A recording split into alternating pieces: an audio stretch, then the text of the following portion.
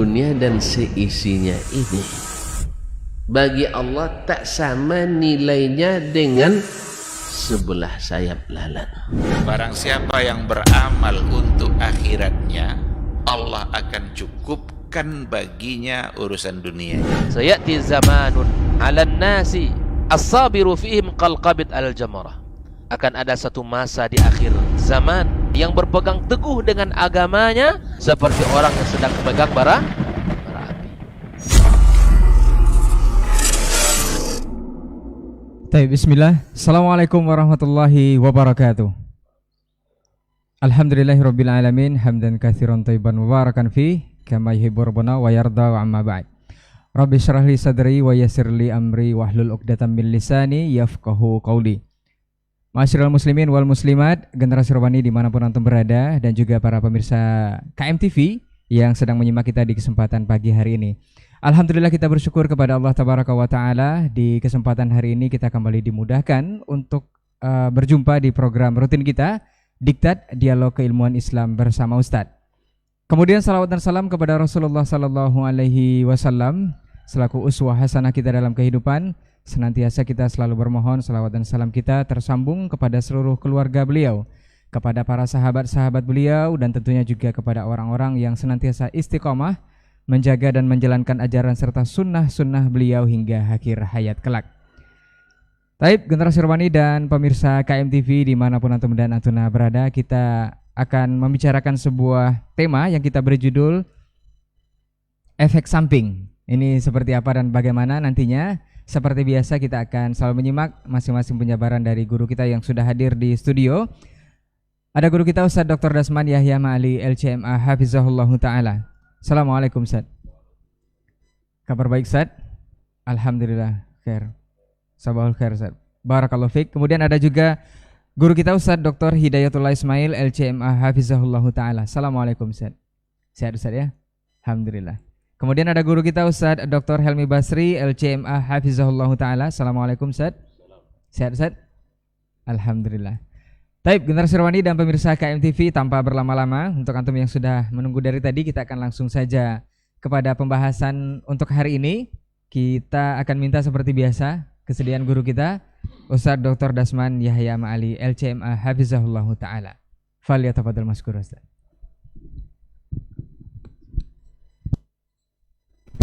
Bismillahirrahmanirrahim. Assalamualaikum warahmatullahi wabarakatuh. Alhamdulillahi rabbil alamin, wal aqibatu lil muttaqin, wala udwana illa 'alal zalimin. Asyhadu an la ilaha illallah wahdahu la syarika lah, al malikul haqqul mubin, wa asyhadu anna Muhammadan abduhu wa rasuluhu al hadi ila as-siratal mustaqim.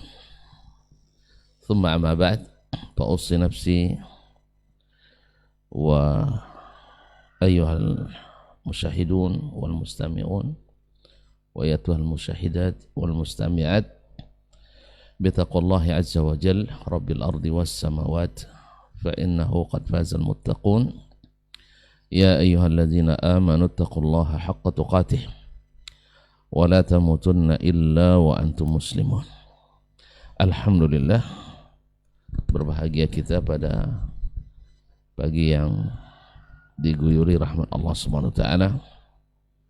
Hujan Allahumma shayyiban nafi'ah. Kemudian di pagi yang mudah-mudahan barakah seperti yang didoakan Nabi alaihi salatu wassalam. Allahumma barik li ummati fi bukuriha. Ya Allah, berikan keberkahan kepada umatku di waktu paginya. Kita duduk bersama dalam majelis yang kita harap pula mudah-mudahan diberikan taufik dan hidayah, yang dengannya ditunjukkan yang hak itu hak dan dimudahkan untuk mengikutinya, dan yang batil itu ternampak batil dan dimudahkan kita untuk menghindari dan menjauhinya. Oleh itu mari kita bersyukur kepada Allah SWT atas nikmat ini. Di pagi ini kita dikumpulkan bersama Ashabul Fadilah, para masyayikh kita, baik yang hadir di studio ataupun yang mengikuti barangkali melalui media, para alim ulama, cerdik pandai, tokoh adat, tokoh masyarakat. Mudah-mudahan kita semua dibimbing Allah SWT. Minta izin kepada Tuan Guru kita Dr. Hidayatullah, Dr. Ilmi dan Al-Akh Ray untuk saya memulai. Waktu saya tidak tahu nih. Mudah-mudahan saya singkat-singkatnya. Mudah-mudahan selawat dan salam juga memenuhi kegiatan kita ini. Karena semakin banyak kita menyebut nama Nabi sallallahu alaihi wasallam, semakin banyak pula kita berselawat dan salam kepadanya. Sehingga kita menjadi orang yang beruntung. Seperti kata Imam Ahmad, ahadun nasi bi Rasulillah sallallahu alaihi wasallam ashabul hadis, li'annahum kullama dzukira ismuhu sallu alaihi. Orang yang paling beruntung dengan Nabi alaihi salatu wassalam adalah ashabul hadis, karena setiap namanya disebut pasti mereka bersalawat kepadanya. Semoga salawat bersambung pula kepada Ahlul Bait, anak istri, cucu, cicit dan keturunan beliau, dan para sahabat serta anak-anak mereka dari kalangan muhajirin dan ansar, dan para tabi'in serta siapapun yang setia mengikuti Nabi alaihi salatu wassalam. Kaum muslimin, kaum muslimat dirahmati Allah. Ibarat berobat, sering orang menanyakan apa efek samping dari obat ini. Dan biasa yang memiliki efek samping itu adalah obat-obat yang bersifat umum, yang tidak memberikan penyembuhan secara totalitas, tapi hanya sekedar obat penenang. Seperti kalau zaman ini mungkin seperti paracetamol yang ada pada Mixagrip dan Panadol, atau Bodrex serta lain-lainnya, yang bisa digunakan untuk segala jenis penyakit, yaitu berupa penenang. Artinya asal reda rasa sakit, selesai. Dan ini yang kadang-kadang, dan bukan kadang-kadang, malah sering menimbulkan penyakit yang menumpuk sehingga menyebabkan komplikasi. Nah, dalam berkeyakinan, dalam beragama juga terjadi hal yang sama. Di saat para dokter spesialis, para ulama sudah hampir atau tidak ada, tampillah dokter-dokter umum menangani masalah yang spesifik, menangani masalah-masalah yang sebenarnya di luar kapasitasnya. Dalam agama juga seperti itu. Datang pula para tokoh-tokoh agama yang tidak berdasarkan ilmu, tapi berdasarkan pemikiran dan perasaan. Dan itulah yang terjadi di perjalanan umat sepanjang zaman, mulai dari umat Nabi Nuh alaihissalam sampai dengan umat Nabi kita Muhammad sallallahu alaihi wasallam. Selalu terjadi penyakit yang komplikasi, artinya di akidah teruk, di ibadah parah, di muamalah rusak, akhlak dan adab hancur. Ini semuanya adalah efek samping daripada akibat resep yang tidak benar, sehingga dikonsumsi terus, akhirnya yang tanpa terasa dan pasti penyakit semakin berkembang, semakin menjalar dan susah dijinakkan. Itulah yang disebutkan oleh Huzaifah bin Yaman radhiyallahu taala anhuma ketika beliau mengatakan, menyebutkan masa sebelum datangnya Nabi alaihi salatu wassalam, kunna fi jahiliyatin wa syarr. Kami dulu subhanallah dalam keadaan jahiliyah yang penuh dengan keburukan. Ya, namanya jahil pasti ada keburukan, pasti yang dominan adalah keburukan.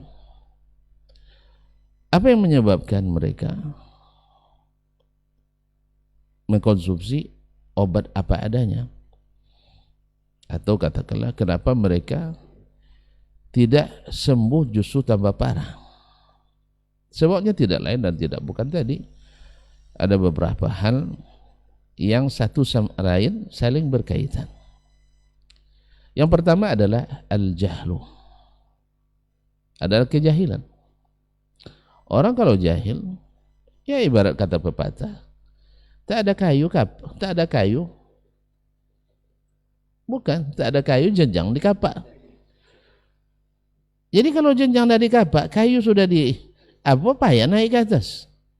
Akhirnya apapun cara akan digunakan. Yang penting kayu bisa naik ke atas. Dan itu barangkali mungkin tiang lagi nanti dijadikan sebagai tangga. Nasallallahu. Jadi perbaiki sini, rusak lebih besar. Begitu yang terjadi. Apa sebab? Al-jahl, karena kejahilan. Tak ada emas, bongkal diasah. Tak ada rotan, akar pun jadi. Dan itu tak sama. Tak sama.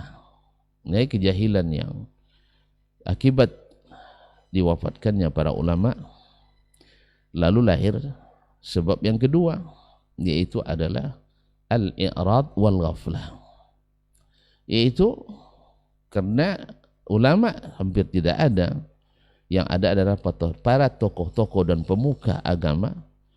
Tentu supremasi ilmu akan menurun.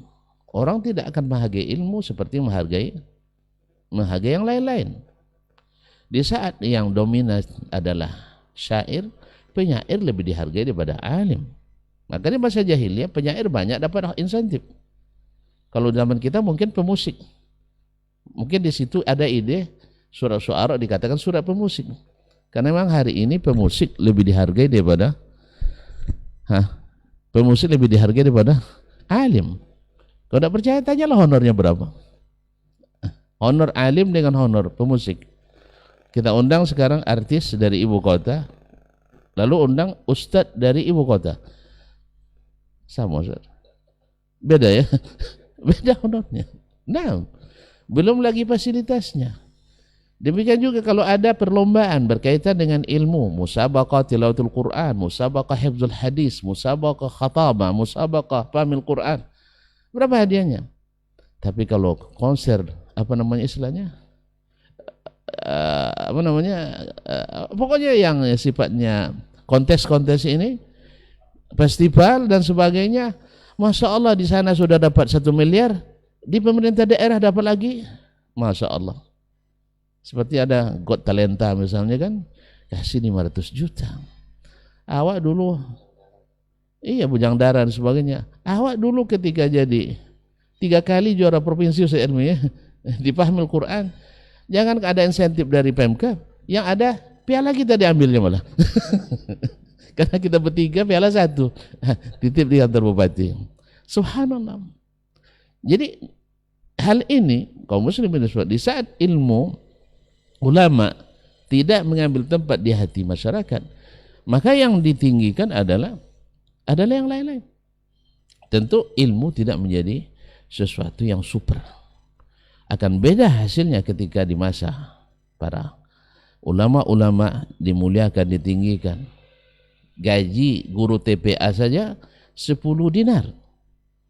Kalau dikonversikan dari rupiah sekarang berapa Ustaz? Lebih jadi dinar enggak? Lebih kurang 40 juta lebih. Gaji guru TPA. Bagaimana dengan para ulama-ulama? Bahkan ada yang menyebutkan di zaman Harun Rasyid sampai 20 dinar. 20 dinar. Ya kalau ada guru TPA sekarang 10 dinar, saya berhenti jadi dosen, biar saya jadi guru TPA. Bisa dalilnya ada saya khairukum man ta'allama al-Qur'an wa 'allamahu.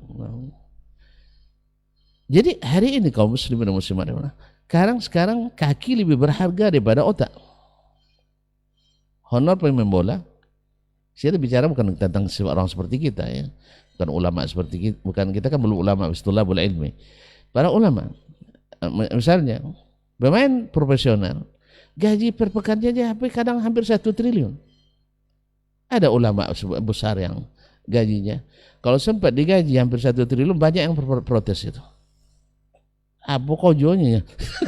Nggak nampak kerja. Ini bola ini apa kerjanya? Dia yang tambah kaya, kita yang nonton tambah miskin. Kita yang bayar kuota, dia yang dapat apanya? Royaltinya. Ini yang kita seluruh dunia yang ikut dalam pertandingan bola, kan kita nonton pakai kuota. Keuntungan itu untuk siapa?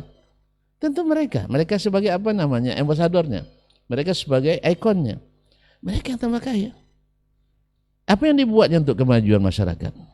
Tambah baik masyarakat, tambah pintar masyarakat, tambah saleh masyarakat, tambah bagus akhlaknya? Enggak. Tapi itu lebih dihargai daripada ilmunya para ulama. Akhirnya apa yang terjadi? Al-i'rad wal ghaflah. Orang berpaling dari belajar agama dan melalaikannya. Tentu dari generasi ini akan lahir generasi yang ghafilun anil ilm. Bahkan di antara pondok dengan pondok saja akan terjadi perbedaan. Ada satu di suatu pondok abangnya, yang satu adiknya di pondok yang lain. Yang satu habis nyanyi aja di pondok, yang satu belajar Al-Quran. Ketika pulang kampung yang masih SMP kelas 1 bisa jadi imam. Yang sudah kelas 2 SMA di pondok yang suka nyanyi tidak bisa jadi imam. Itu kata orang tua, mengapa di pondok ambil lagu jangan. Jadi habis menyanyi. Jadi itulah ilmu. Itu ilmu. Jadi kenapa? Karena itu lebih laku daripada baca-baca dengan ilmu kadang-kadang. Jadi ikhwani fillah, kaum muslimin dan muslimat dan mati Allah. Yang kedua, yang ketiga adalah akibat daripada jahil, ghaflah, i'rad yang terjadi adalah al-ghulu, atau kita dulu kan at-taqlidul a'ma, yaitu taklid buta kepada orang yang dianggap lebih. Taklid buta kepada orang yang dianggap lebih berilmu. Apakah itu imam mazhab, atau syekh tarikat, atau buya, atau kiai, yang kadang-kadang lebih ditinggikan daripada Nabi, bahkan lebih tinggi daripada Allah Subhanahu wa taala. Dalam kenyataan kita katakan ini firman Allah, ini hadis Rasulullah SAW. Tidak, kiai saya lebih tahu. Subhanallah, buya lebih tahu. Bahkan dia mengatakan kalau kiai sudah bertitah, kalau buya sudah perintah, tidak perlu tanya dalil lagi. Subhanallah, memang kiai bisa bikin agama sendiri. Ini akibat daripada taklid buta. Bahkan mohon maaf, ada pula sebagian yang menyerukan taklid buta itu. Tak boleh keluar dari mazhab tertentu, tak boleh keluar dari tarekat tertentu, tak boleh keluar dari aliran tertentu. Padahal seperti kata Imam Asy-Syafi'i rahimahullah, adraktu katsiran min ahli al-ilmi bis sunan fama wajadtu ahadan minhum yuhitu bi jami'is sunan. Saya banyak bertemu dengan ulama-ulama ahli sunnah, maksudnya para penghafal hadis Nabi alaihi salatu wassalam, tapi tak saya temukan satu pun mereka yang menguasai seluruh sunnah. Tidak ada satupun yang menguasai seluruh sunnah. Maka menjadi patokan bahwa harus jadi ahlu sunnah, harus ikut syekh fulan, masjid fulan, kajian fulan, itu adalah sesuatu keliruan besar. Apa sebab? Karena tak satupun yang menguasai seluruh sunnah. Dan itu adalah hikmah, mukjizat. Sebab kalau ada ulama yang menguasai seluruh sunnah Nabi, sama kedudukannya dengan Nabi alaihissalatu wassalam. Maksum dia. Makanya hikmah Allah dijadikannya bahwa ilmu ini berbagi. Tidak semua pun yang lengkap. Sama dengan bahasa Arab. Bahasa Arab kata Imam Syafi'i, tak satu pun menguasai seluruh bahasa Arab kecuali Nabi SAW. Maka mana yang lebih dulu, bahasa Arab atau orang Arab? Maka kita katakan bahasa Arab lebih dulu. Lalu Allah ciptakan orang Arab untuk mengkhidmat bahasa Arab. Maka tak satu pun orang Arab menguasai seluruh bahasa Arab kecuali Nabi SAW. Maka aneh bin ajaib, kalau perkataan Nabi dianggap tak jelas, lalu perkataan selain Nabi lebih jelas. Padahal Nabi adalah afsahul Arab. Dikatakan fasih karena bahasanya dapat dipahami dengan mudah dengan kata yang lebih sedikit. Khairul kalami ma qalla wa dalla. Ini mohon maaf sih. Yang keempat, taklid buta. Yang keempat ada ghulu fis salih. Ghulu beragama, al-ghulu fid din, khususnya pada orang-orang saleh. Ghulu ini menjadikan orang tidak bisa melihat kebenaran. Sama dengan taklid tadi lebih kurang. Ya, cuman ini mengkultuskan orang. sehingga terjadi penyimpangan dalam beragama. Dan ini adalah akibat daripada salah resep dalam berakidah. Salah dalam berakidah. Yang kelima, nanti akan dijelaskan oleh Syekh Dr. Ridullah dan Ustaz Elmi. Nah, yang kelima adalah banyaknya duat atau ulama usu'. Duat dan ulama usu', kata Nabi alaihissalam, duat ala abwabi jahannam. Yani ay wahidin yastami'u lahum qazawun fi. Siapa yang qazafu fiha, siapapun yang mendengarkan mereka lemparkan neraka jahanam. Mereka mengira dalam kebenaran, tapi hanya berdasarkan perkiraan. Mereka membelakangi Al-Quran, bahkan hadis Nabi alaihissalam, karena mendengarkan syaitan untuk berjidal, untuk berdebat dengan kita. Wa in ata'tumuhum fa innakum musyrikun. Kalau kita ikuti bisikan syaitan itu untuk melawan Al-Quran hadis, kalian akan menjadi jatuh syirik. Oleh itu kaum muslimin dan muslimat dirahmati Allah SWT, banyaknya ulama usu, duat al-wabu jahannam, dan barangkali juga adalah ar-ruwaibidah, orang-orang yang tafi, tidak berilmu tapi bicara dalam masalah agama. Alangkah banyaknya hari ini. Kemudian para ad-dajjalun, al-kazzabun, para dajjal dan orang-orang ini, dan mereka adalah orang-orang, biasanya adalah orang karbitan, baru habis itu langsung jadi pembesar dan tokoh agama. Ini yang terjadi masa jahiliyah dulu. Saya bicara tentang masa jahiliyah, masa keemasan setelah datang Nabi alaihissalatu wassalam, akan dijabarkan oleh Dr. Hidayatullah, dan pelanggaran masa modern mungkin oleh Dr. Elmi Basri. Saya cukup sampai di sini sekedar mukaddimah. Nanti kita kembangkan di pertanyaan. Wabillahi taufiq wal hidayah. Wassalamualaikum warahmatullahi wabarakatuh. Waalaikumsalam warahmatullahi wabarakatuh. Baik, barakallahu fiik, jazakallahu khairan untuk pendahuluannya di kesempatan hari ini mengenai efek samping. Dan kita akan lanjutkan mendengarkan dari guru kita Ustaz Dr. Hidayatullah Ismail LCMA hafizahullahu taala. Falyatafadhal mashkura. Bismillahirrahmanirrahim. Assalamualaikum warahmatullahi wabarakatuh. Alhamdulillahirabbil alamin.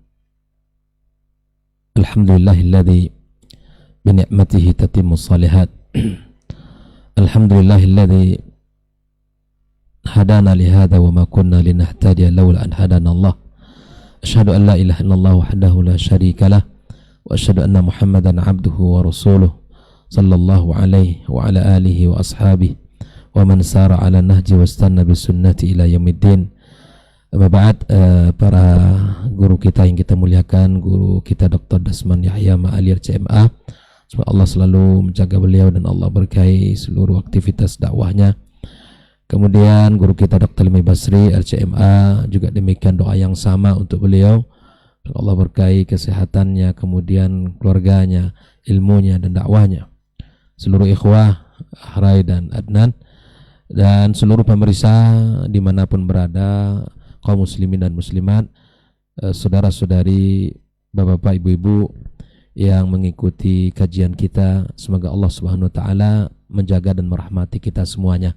Alhamdulillah, segala puji dan syukur hanya milik Allah Subhanahu wa taala.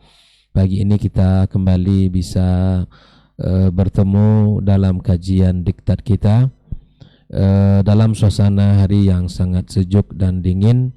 Semoga hati kita juga sejuk dengan keimanan dan kedekatan kita kepada Allah Subhanahu wa taala. Kemudian ucapan salat dan salam selalu tercurahkan untuk junjungan kita Muhammad sallallahu alaihi wasallam yang kita cintai dan kita rindukan untuk bertemu dengannya. Mudah-mudahan Allah tabaraka wa taala selalu beri taufik kepada kita untuk bisa mencontoh dan mengikutinya sallallahu alaihi wasallam. Ma'asyara al-muslimin wal muslimat, saudara-saudari dimanapun berada, tadi guru kita sudah menyampaikan tentang perkara-perkara yang menyebabkan kita ya, atau siapapun yang tergolong kepada ciri-ciri ya, atau sebab-sebab yang disebutkan tadi, maka dia akan merasakan efek samping daripada akibat ketidaktahuannya atau akibat kejahilannya, akibat i'rad dari zikir kepada Allah, berpaling kepada agamanya yang mulia, ya, kemudian al-ghulu dan sebagainya. Nah, kita semuanya pengen selamat di dunia ini dan selamat di akhirat kelak, maka kita harus berusaha sekuat tenaga dan upaya kita untuk mencari resepnya, mencari jalan keselamatan itu, agar apa yang kita lakukan di dunia ini tidak sia-sia, dan agar yang kita lakukan di dunia ini semuanya menjadi ibadah di sisi Allah dan diterima. Maka itulah kita harus memahami agama kita dengan sebenar-benarnya pemahaman. Kita belajar agama dengan sebenar-benarnya. Belajar agama itu adalah sifatnya umum. Maka siapapun bisa belajar dan dimanapun bisa belajar. Tapi bagi kita orang beriman adalah harus belajar kepada sumber yang benar dan kepada pemahaman yang benar. Kita belajar kepada Al-Quran dan Sunnah. Kita belajar kepada para ulama yang memiliki pemahaman yang benar. Karena sumber ilmu bisa jadi sama, tapi pemahaman yang dilahirkan dari Al-Quran dan Sunnah itu bisa jadi berbeda, ya kan? Kita lihat contohnya di antara efek samping daripada pemahaman terhadap dalil yang salah, pemahaman bukan dalilnya Al-Quran tidak salah dan Sunnah Nabi juga tidak salah. Maka banyak sekali penyimpangan-penyimpangan, dan ini merupakan efek samping daripada pemahaman yang salah itu. Di antaranya misalnya ketika orang mengatakan atau berdalil kepada aqimis salata li dzikri. Ini benar dirikanlah salat untuk mengingatku, kata Allah Azza wa Jalla, kan begitu. Tapi kemudian karena tidak bertanya kepada yang tepat, kemudian tidak memahaminya dalil dengan benar, maka banyak orang yang salah. Bahkan ada yang mengatakan kalau begitu tidak perlu kita berdiri, takbir, ruku dan sujud, karena hakikat salat adalah mengingat Allah Subhanahu wa taala. Ini efek samping daripada apa? Daripada pemahaman yang salah. Bahkan ada orang mengatakan cukup saja kita dengan berdoa, nggak perlu salat. Karena makna salat secara bahasa adalah doa. Ini efek samping yang berbahaya. Bahkan subhanallah, ada orang yang mengatakan bahwa bolehnya terkadang kita membangun atau membangun kuburan dalam masjid. Itu diambilkan dari firman Allah Subhanahu wa taala, kisah Ashabul Kahfi. Kisah Ashabul Kahfi yang mana Allah menceritakan tentang mereka. Ayat yang berbunyi itu ketika orang-orang penguasa-penguasa mereka itu maka lanat takhidanna alaihi masjidah. Na'am. Nah, subhanallah, mereka mengatakan Allah menyebutkan di dalam Al-Quran tentang ini dan Allah tidak mengingkari. Dan ini menunjukkan tidak salahnya membangun atau memasukkan kuburan dalam masjid. Ya subhanallah. Ini efek samping dari apa? Dari sumber yang tidak dipahami dengan benar. Ma'asyiral muslimin wal muslimat rahimakumullah. Maka agar tidak terjadi penyimpangan-penyimpangan, agar tidak terjadi kesalahan-kesalahan dalam agama, maka satu hal yang mesti kita pahami di dalam beragama ini, agar kita tetap kokoh di atas Islam, agar kita tetap berjaya, agar tetap kita bersinar di atas agama yang mulia ini, maka kita harus memperhatikan sumber kita di dalam mengambil agama dan pemahamannya. Lihatlah bahwa sumber yang disepakati adalah Al-Quranul Karim. Allah Subhanahu wa taala telah menyebutkan tentang Al-Quran itu. Alif Lam Mim, dzalikal kitabu la raiba fi. Tidak ada keraguan, sudah ambil dia. Ketika tidak ada keraguan di dalamnya, ambil dan pelajari. Kepada siapa? Bertanya kepada orang-orang yang berilmu. Fas'alu ala dzikri in kuntum la ta'lamun. Bertanya kepada para ulama, bertanya kepada mereka yang faham, ya, bukan bertanya kepada orang yang tidak faham, ya. Maka siapapun yang berbicara tentang agama ini, tentang Al-Qur'anul Karim, maka kita harus kembalikan mana dalilnya, ya. Ini yang pertama. Yang kedua adalah sunnah Nabi sallallahu alaihi wasallam, ya. Allah tabaraka wa taala telah mengatakan, wa ma yantiqu anil hawa in huwa illa wahyun yuha. Nabi Muhammad sallallahu alaihi wasallam adalah orang yang telah dibimbing oleh Allah tabaraka wa taala. Maka yang ketiga adalah ijma'. Yang muara ijma' ini adalah kitabullah dan sunnah Nabi kita sallallahu alaihi wasallam. Maka agar kita tetap berada di atas Islam sebagaimana yang telah dirasakan oleh Umar bin Khattab radhiyallahu taala anhu, nahnu qaumun a'azzanallahu bil Islam, ya. Kita adalah kaum yang telah dimuliakan Allah dengan Islam. Kapan kita akan merasakan kemuliaan itu? Apabila kita berpegang teguh kepada Al-Quran dan sunnah Nabi sallallahu alaihi wasallam, ya. Maka siapapun yang mencari kemuliaan, ya, selain Islam, kata Umar, maka Allah akan hinakan. Maka jalan-jalan yang selain ad-dinul Islam, ya, agama selain agama Islam yang dibawa oleh Nabi kita SAW, maka semuanya akan masuk kepada apa yang disampaikan oleh Nabi dalam sebuah hadisnya. Suatu ketika Abdullah bin Mas'ud menceritakan, ya, khatta lana Rasulullah SAW khattan biyadi. Ini sebuah hadis yang mesti kita ingat dalam kehidupan kita. Suatu ketika Rasulullah SAW, ya, membuat satu garis dengan tangannya, ya, faqala hadza sabilullah mustaqimah. Ini jalan Allah yang lurus. Inilah Islam yang dibawa oleh Nabi Muhammad sallallahu alaihi wasallam.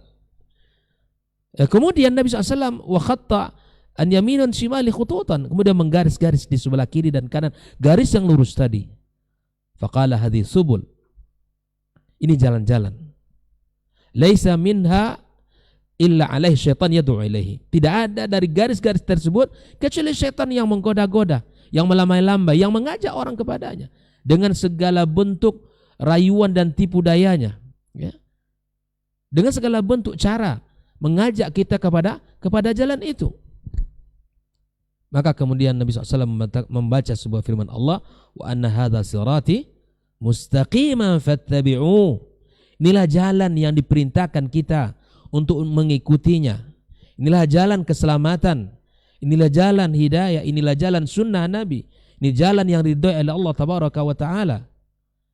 Maka kalau kita ingin, ya, tidak mendapatkan efek samping yang buruk, maka berada di atas jalannya Nabi sallallahu alaihi wasallam adalah sebuah keniscayaan. Bukankah Nabi juga telah mengabarkan kepada kita terpecahnya umat ini, ya? Orang Yahud terpecah kepada 73, orang Nasara terpecah kepada 72, dan umat ini terpecah kepada 71 golongan. Ikhtar kiram rahmatullah. Nah, kulluha finnar, kata Nabi, illa wahidah. Dan ditanyakan oleh para sahabat, siapa mereka? Jalan ma'ana alaihi wa ashabi. Maka ini yang kita harus pegang dalam kehidupan kita, ikhtar kiram rahimakumullah. Makanya ketika dalam beragama ini, ya, kita ajak umat di dalam beribadah kepada Allah, di dalam melakukan ketaatan kepada Allah, di dalam berzikir, berdoa, bernadar, apapun yang kita lakukan, maka ambillah, ya, sumbernya kepada Al-Quranul Karim dan sunnah Nabi kita sallallahu alaihi wasallam. Makanya Syekh Al-Abbad menyebutkan bahwa sumber akidah Ahlus Sunnah wal Jamaah datang dari langit, bukan muncul dari bumi. Datangnya dari langit, ya, dari Allah tabaraka wa taala, diturunkan kepada Nabi kita sallallahu alaihi wasallam. Makanya kita perlu, ya, sekali lagi perlu untuk apapun. Kalau nampak ada kiai, ya, atau ustadz ataupun jamaah, kenapa antum melakukan ibadah salat seperti itu? Apa dalilnya? Kenapa antum berzikir loncat-loncat? Kenapa antum terbang-terbang? Atau mungkin, ya, sampai tidak sadar? Mana dalilnya dari perbuatan itu? Kok terus saja antum mendakwakan mana dalil? Al-Quran sendiri, lihatlah ketika orang-orang Yahud, ya, mereka mengklaim bahwa tidak akan masuk surga kecuali orang-orang Yahudi dan Nasrani.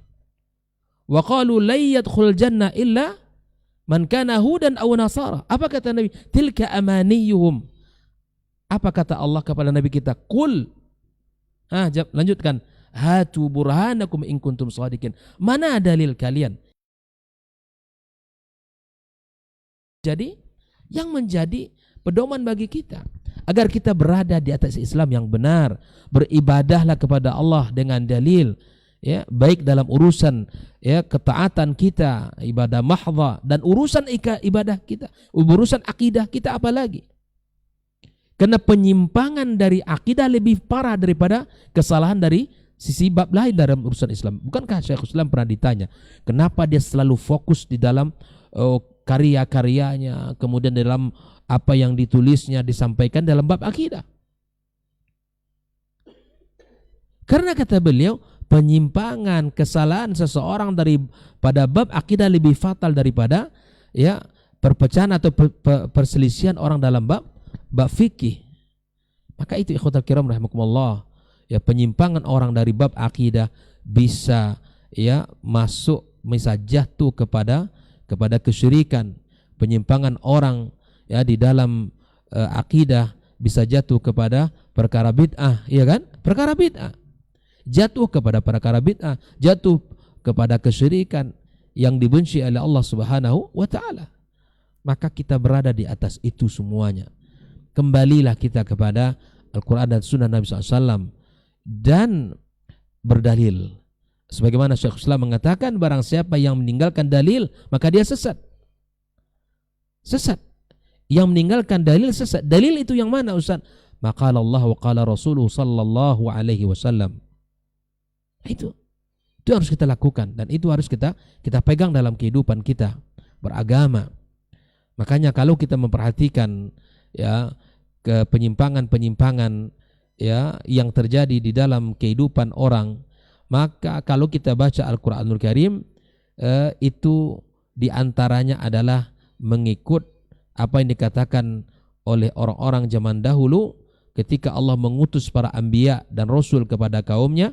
Maka di saat mereka diajak untuk beriman kepada Allah dan Rasul, maka mereka mengatakan kami cukup untuk mengikuti apa yang kami dapatkan dari kakek nenek moyang kami, ya kan? Wa idza qila lahum ittabi'u, ya, bila dikatakan kepada mereka ikuti, qalu bal nattabi'u ma alfaina alaihi aba'ana, ya kan?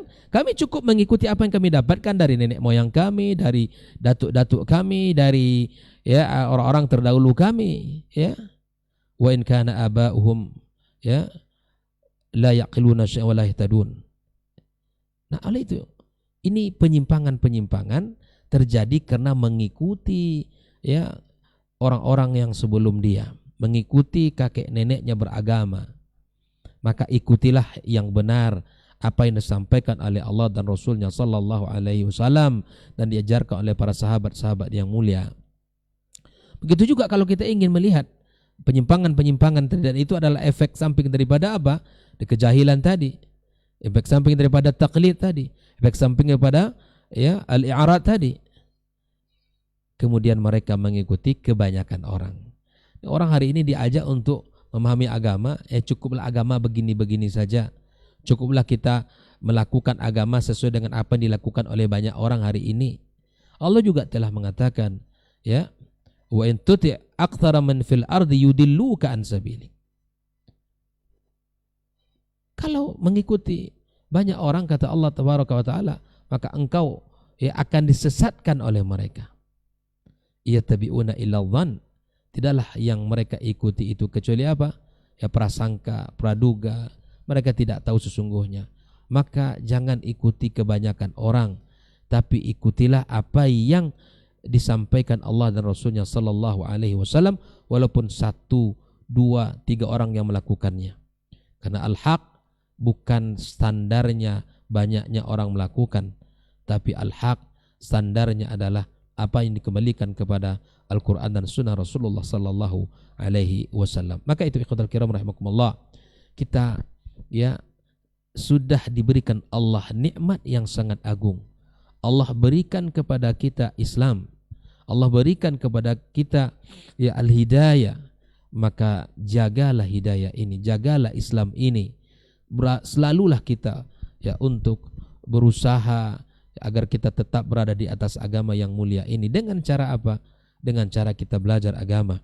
Karena sesungguhnya jalan agama itu adalah jalan yang telah dimudahkan Allah Tabaraka wa Ta'ala. Jalan kebaikan, jalan cahaya, jalan surga. Maka mari kita berusaha untuk memahami jalan-jalan itu dengan cara yang benar, sesuai dengan tuntunan yang telah disampaikan oleh Nabi kita sallallahu alaihi wasallam. Ma'asyiral muslimin wal muslimat rahimakumullah. Maka sekali lagi kita sedang berada di atas kebaikan. Allah telah berikan kepada kita panduan. Nabi SAW telah menyampaikannya dengan sempurna, ya kan? Maka itulah apa yang disampaikan oleh para ulama kita, ya, man ibtada'a fil islami bid'atan hasan fayaraha, atau man ibtada'a fil islami bid'atan fayaraha hasanan, ya, faqad khana risalah. Ya, barang siapa yang melakukan satu perkara bid'ah dan dia memandang itu adalah kebaikan, maka sungguh telah berkhianat kepada risalah yang dibawa oleh Rasulullah sallallahu alaihi wasallam. Ini Imam Malik yang salah satu, ya. Imam Malik mengatakan ini. Kata Imam Malik, ya, malam yakun dinan fi dzalika zaman, kalau bukan sebuah agama di zaman itu, maka selamanya tidak akan menjadi sebuah agama.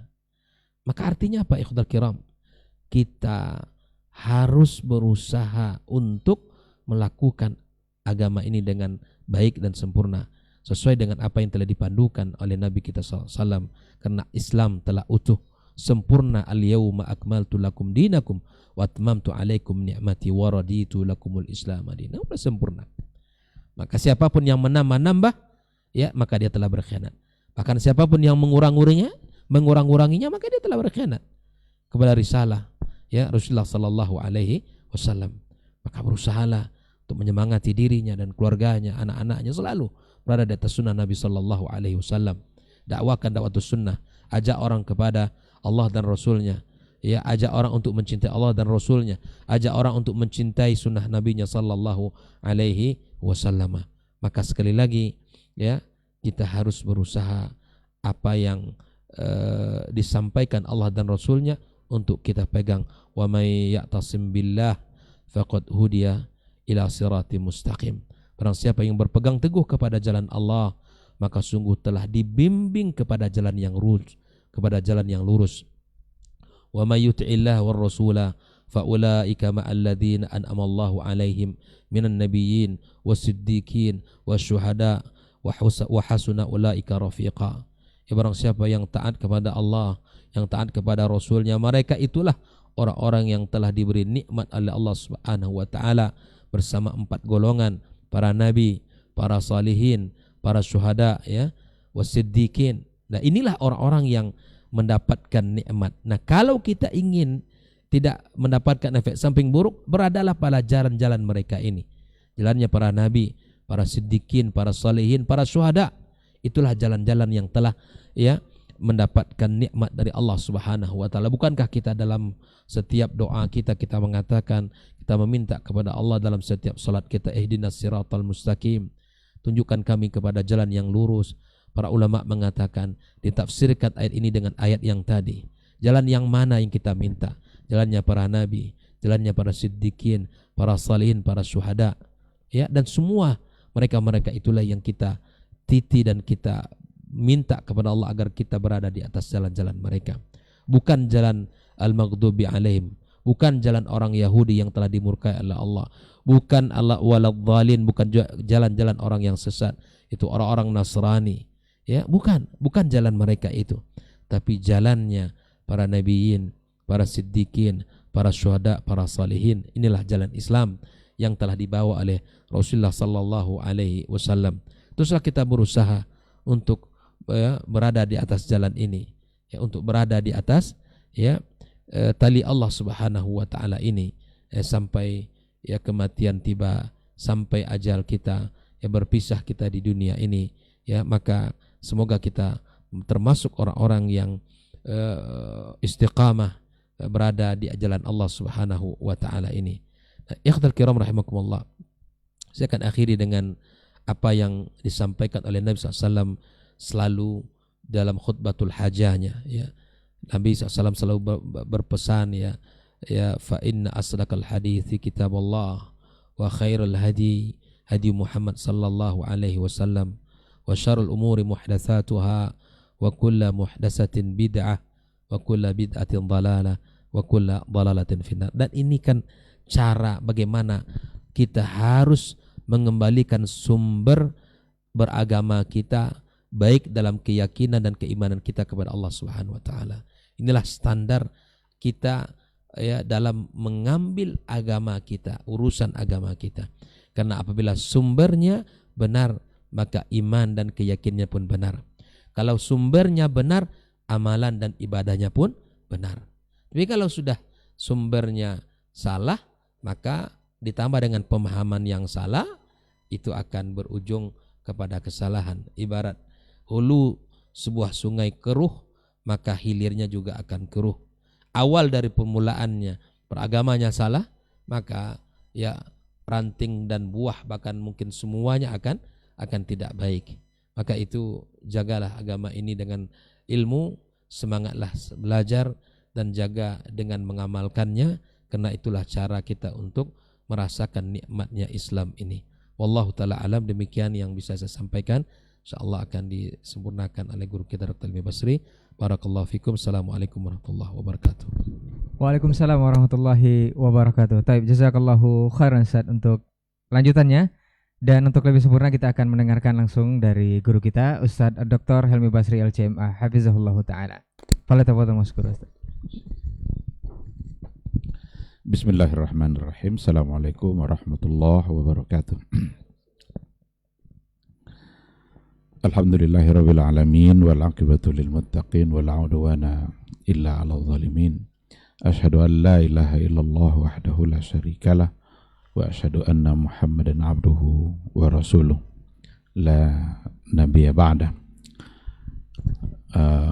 Guru-guru kita yang sama-sama kita muliakan, Dr. Rasman, Dr. Hidayatullah, Saudara Ray, Adnan, dan ikhwah pemirsa atau yang mendengarkan, mengikuti kegiatan kita pada pagi hari ini. Mudah-mudahan kita semua senantiasa dijaga dan dilindungi oleh Allah Subhanahu wa ta'ala. Pantas kita untuk bersyukur pada pagi hari ini kita kembali diizinkan oleh Allah Subhanahu wa ta'ala untuk berbincang-bincang, berbagi dalam persoalan agama.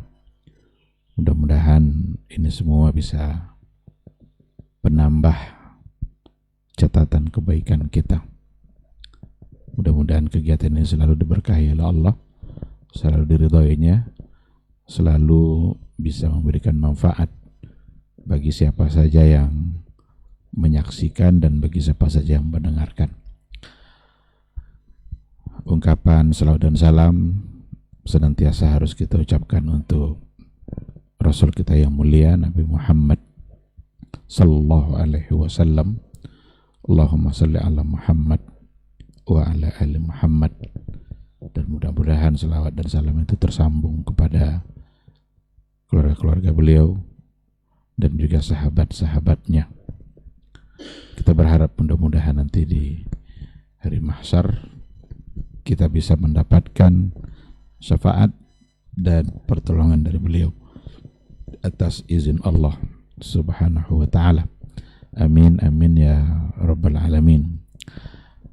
Ikhwati fillah, tema kita pada pagi hari ini adalah efek samping. Efek samping itu adalah akibat dari seluruh perbuatan kita. Kalau seandainya kita taat, apa akibatnya? Kalau seandainya kita bermaksiat, apa pula akibatnya? Dan sudah sangat banyak sekali yang disampaikan oleh dua guru kita yang memulai kegiatan diktar kita pada pagi hari ini. Saya hanya sekedar ingin untuk menyempurnakan atau menambah apa yang tadi sudah dibahas secara baik oleh kedua guru kita, jazakumullah khair. Rasulullah Sallallahu Alaihi Wasallam sudah menggambarkan dalam hadisnya yang banyak tentang apa-apa yang akan terjadi di akhir zaman. Bagaimana keadaan umat Islam di akhir zaman itu sudah digambarkan dalam banyak riwayat. Seperti Rasulullah Sallallahu Alaihi Wasallam juga mengatakan bahwa nanti umatku hayyun min ummati itu yalhaqu bil musyrikin. Ada di antara mereka yang bergabung dengan orang-orang musyrik, bahkan tanpa mereka sadari bisa saja mereka sudah menyembah al-awthan, sudah menyembah patung. Itu digambarkan oleh Nabi. Bahkan ada juga di antara hadis nanti di akhir zaman itu desak-desakan para perempuan bertemu pinggul-pinggul mereka tawaf di ada satu tempat Zul Khulasa yang di Yaman, satu tempat nanti mereka di sana akan melakukan kesyirikan. Nabi sudah menggambarkan, dan yang paling terang adalah selain dari yang riwayat tadi itu yang tadi sudah disampaikan oleh guru kita, hadisnya Hudzaifah Ibnul Yaman.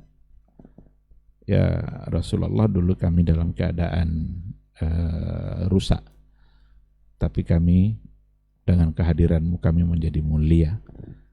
Apakah setelah kemuliaan ini akan ada lagi keburukan? Nabi menjawab iya.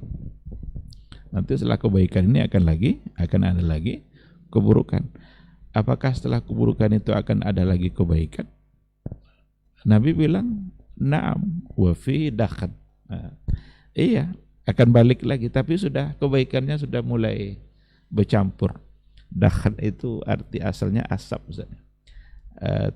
dan itu menggambarkan bahwa Islam itu nanti sudah banyak campur baurnya, sudah ada penambahan yang lain. Apakah nanti setelah itu akan ada keburukan gitu? Terus pertanyaannya, akan adakah kebaikan? Dan yang menarik, jawaban Nabi adalah iya. Pada bagian terakhir Nabi mengatakan ada du'atun ala abwabi jahannam. Akan ada nanti dai-dai, mereka dai tapi bukan mengajak kepada surga, tapi justru mereka mengajak kepada neraka jahanam. Lalu apa yang harus dilakukan? Jadi Hudzaifah ini cerdas dia orangnya. Ketika dia tahu ada persoalan, dia ingin tahu juga solusinya. Berpegang, jangan berpisah, jangan kalian tinggalkan imam kalian. Seandainya imam tidak ada, ini ungkapan Hudzaifah yang juga sangat visioner gitu kan, membayangkan apa yang akan terjadi. Seandainya di zaman itu tidak ada imam yang pantas untuk dipegang, lalu apa yang harus dilakukan? Tinggalkan semua firaq itu, tinggalkan semua aliran-aliran itu, kata Nabi. Berpeganglah dengan Al-Quranul Karim. Kalau perlu pergi ke bukit sana, gigit pohonnya itu sampai kamu mati. Gigit pohon itu ya istilahnya berpegang teguh di situ. Jangan hiraukan semua bentuk aliran-aliran yang ada. Tinggalkan, berpegang pada Quran dan Sunnah sampai kamu mengakhiri kehidupan kamu. Ini semua adalah riwayat-riwayat yang sahih, yang di dalamnya tergambar apa yang akan terjadi di akhir zaman. Penyimpangan agama yang akan terjadi di akhir zaman, itulah gambarannya yang datang langsung dari Rasulullah Sallallahu Alaihi Wasallam. Kita mencoba untuk meringkaskan pembahasannya ya. Kalau kita bicara soal penyimpangan dalam beragama, nanti setidaknya kembali kepada dua garis besar. Ada penyimpangan yang efeknya adalah menentang syahadat la ilaha illallah, dan ada nanti penyimpangan dalam beragama yang efeknya adalah bermasalah pada syahadat anna Muhammadar Rasulullah. Karena syahadatain itu kan dua itu, asyhadu an la ilaha illallah wa asyhadu anna muhammadar rasulullah. Itulah kata yang membuat seseorang menjadi beriman. Kalau itu sudah dia ucapkan, maka ia menjadi seorang muslim. Dia sudah menjadi orang yang sangat mulia dengan ucapannya itu, karena dia sudah mengakui bahwa la ilaha illallah dan bahwa Muhammad adalah Rasulullah sallallahu alaihi wasallam. Yang diinginkan dari kita tentu konsekuensi dengan ucapan itu. Ketika diucapkan la ilaha illallah, apa konsekuensinya? Kita harus berada di atas konsekuensi itu semua. Ketika diucapkan asyhadu anna muhammadar rasulullah, apa pula konsekuensinya? Dan kita diminta untuk tetap berada di atas konsekuensi yang tadi itu. Tetapi disinilah kemungkinan terjadinya penyimpangan. Ketika orang tidak lagi berada pada sesuatu yang konsekuensi dari la ilaha illallah, berarti itu sebuah penyimpangan. Dan penyimpangan dalam hal ini adalah syirik. Karena la ilaha illallah itu adalah kalimat tauhid. Itu kalimat tauhid yang menunjukkan bahwa sesungguhnya tidak ada yang kita sembah selain daripada Allah Subhanahu wa taala. Tidak ada yang pantas untuk kita taati kecuali hanya Allah Subhanahu wa taala. Tidak ada yang pantas untuk kita cintai dengan benar kecuali hanyalah Allah Subhanahu wa taala. Dalam perjalanan kehidupan manusia ternyata banyak sekali penyimpangan-penyimpangan yang di dalamnya ada unsur kesyirikan. Mungkin karena mereka tidak terlalu mengerti dengan makna syirik, karena memang Syekhul Islam Ibn Taimiyah itu menggambarkan seperti itu. Kenapa banyak terjadi kesyirikan yang menentang kalimat la ilaha illallah, itu karena kesalahan mereka dalam merumuskan konsep syirik itu sendiri. Dan belum mencontohkan amatul mutakallimin al-mutasawwifah. Itu digambarkan oleh Syekhul Islam Ibn Taimiyah. Amatul mutakallimin itu mayoritas mutakallim memandang syirik itu bukan pada menyalahi kalimat la ilaha illallah. Tapi ketika mereka membagi tauhid itu kepada tiga, ada tauhid fil zat, ada tauhid fil sifat, ada tauhid fil af'al. Dan yang paling inti dari yang tiga itu adalah tauhidul af'al, mengesahkan Allah dalam perbuatan. Ketika ada orang mensyirikatkan Allah dalam af'alnya, berarti itu syirik. Ada orang menganggap bahwa tidak hanya Allah yang pencipta, tidak hanya Allah yang pemberi rezeki, tidak hanya Allah yang mematikan dan menghidupkan. Itulah inti dari kesyirikan. Padahal inti dari kesyirikan itu adalah ketika menentang kalimat la ilaha illallah, ini persoalan ibadah. Sementara amatul mutakallimin memahami syirik pada sisi rububiyah, bukan pada sisi uluhiyah. Bahkan mereka seperti yang tergambar yang diucapkan oleh generasi-generasi pengikutnya pada hari ini, menolak justru pembagian-pembagian rububiyah dan uluhiyah. Padahal intinya ada pada yang tiga tadi, rububiyah, uluhiyah, asma wa sifat. Tapi ketika penolakan itu ada untuk yang tiga ini, sehingga kesyirikan itu seolah-olah hanya ada pada rububiyah, tidak pada uluhiyah, disinilah persoalan itu muncul. Maka berapa banyak ibadah-ibadah yang diberikan kepada selain Allah, tapi itu tidak dianggap sebagai sebuah kesyirikan. Bahkan dalam subhat perbuatan syirik itu sendiri, ada di antara mereka yang mengatakan bahwa nggak mungkin lagi terjadi pada umat Muhammad sallallahu alaihi wasallam kesyirikan itu ketika mereka sudah mengucapkan la ilaha illallah. Meskipun mereka tawaf di kuburan, meskipun mereka itu meminta-minta kepada ahlul kubur, meskipun mereka menyembah-nyembah kuburan, itu bukanlah satu perbuatan syirik. Bagi mereka bukan syirik. Inilah akibatnya ketika tidak menerima konsep tauhidul uluhiyah. Padahal tauhidul uluhiyah itu juga disebut dengan tauhidul ibadah. Bagaimana kita benar-benar mengesahkan Allah dalam ibadah kita dalam semua bentuk ibadah.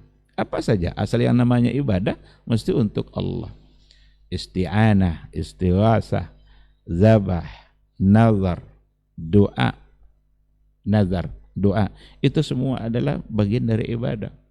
Bagaimana kita berdoa yang hanya kepada Allah saja, kalau seandainya kita sudah meminta kepada selain Allah, berarti sudah menjadi bagian dari kesyirikan. Kalau kita sudah tidak memurnikan lagi akidah kita dalam doa, tidak lagi murni hanya meminta kepada Allah, berarti di situ sebenarnya sudah ada unsur kesyirikannya. Menyembelih umpamanya, menyembelih itu adalah ibadah. Kalau memang ibadah berarti harus kita kerjakan untuk Allah, karena Allah. Kalau seandainya ada perbuatan menyembelih bukan untuk Allah, bukan karena Allah, tapi untuk yang lain, sesembahankah atau tujuan-tujuan yang syirik, maka itu dipastikan akan menyalahi dan menentang kalimat syahadat pada bagian yang pertama, yaitu la ilaha illallah. Maka nampaknya memang perlu kita untuk terus menegaskan dan menyebarkan bahwa sesungguhnya tauhidul uluhiyah itulah inti dari akidah dan tauhid yang dimiliki oleh seseorang. Disitulah hal-hal yang akan dapat merusak keislaman kita, keimanan kita, karena efeknya di sini dia nanti kena efek sampingnya, itu efeknya luar biasa, fatal akibatnya. Syirik itu fatal akibatnya. Wa may yusyrik billahi faqad harramallahu alaihil jannah. Barang siapa yang berbuat syirik, maka Allah haramkan baginya surga. La in asyrakta la yahbatanna amaluk. Jika engkau berbuat syirik, maka batallah amalmu. Jadi perbuatan syirik itu perbuatan yang bisa membatalkan amal-amal kita. Berapa banyak amal-amal yang sudah dilakukan, tapi kalau perbuatan syirik yang dilakukan mensyirikatkan Allah, berarti batal semuanya.